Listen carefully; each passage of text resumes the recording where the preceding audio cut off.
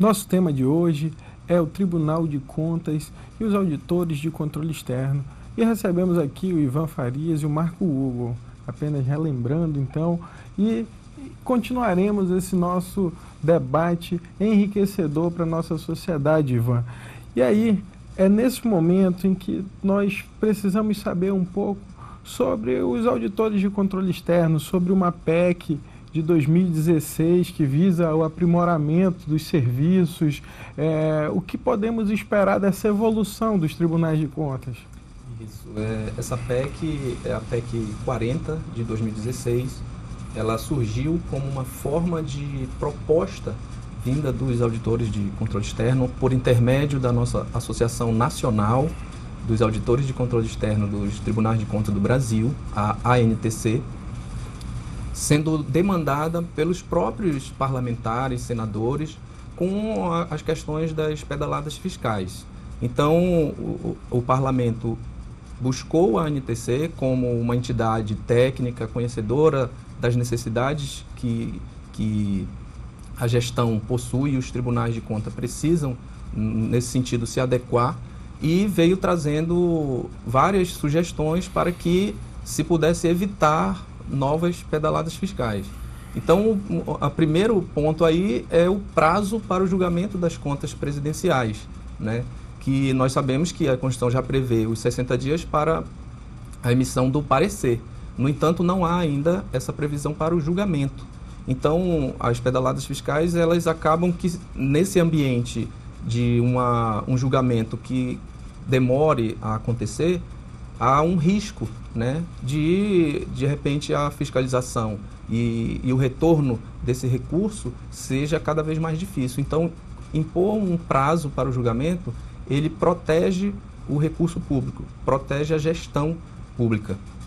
O segundo ponto que eu poderia destacar é a criação de um sistema eletrônico para a troca de dados entre, no caso, como a PEC é nacional, TCU, Congresso Nacional e Ministério Público Federal, aonde nesse sistema vão haver a troca de informações de possíveis irregularidades, vai tratar da saúde da finança pública, né, do nosso país, e de forma concomitante. Então isso é um grande avanço para que a gente tenha um controle concomitante.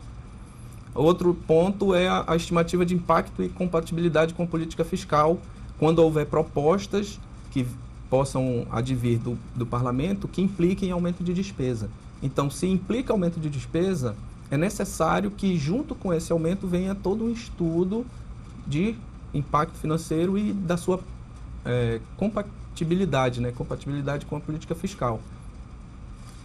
Mas os dois pontos que eu destacaria aqui e que deram o nome dessa PEC 40 de 2016, que ficou conhecida como a PEC da padronização dos tribunais de conta. PEC do padrão mínimo. Exatamente. Né? Padrão mínimo. É justamente o processo nacional de controle externo. Por quê? Como é que acontece hoje? Hoje os tribunais de conta, cada um tem um processo próprio. Um processo que determina as regras de instrução, devido processo legal, ampla defesa, prazos, enfim. E a ideia da PEC é fazer com que haja apenas uma lei processual que todos os tribunais usem. Nós usamos muito a analogia do processo civil ou do processo penal, que é uma lei só e que todos os tribunais se utilizam. Isso garante não só um benefício para a classe de auditoria ou tribunal de conta, mas principalmente para os auditados, que vão ver nisso, vão ter nisso uma segurança jurídica, porque a partir disso vai poder se fazer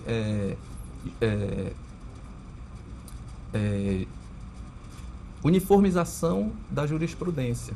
Eu não consigo uniformizar a minha jurisprudência com o modelo atual, onde cada entidade, cada ente federativo tem a sua própria legislação.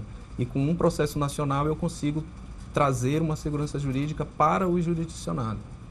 O que ocorre aí, por exemplo, hoje a gente vê, do que ele está falando, os tribunais são verdadeiras ilhas, né?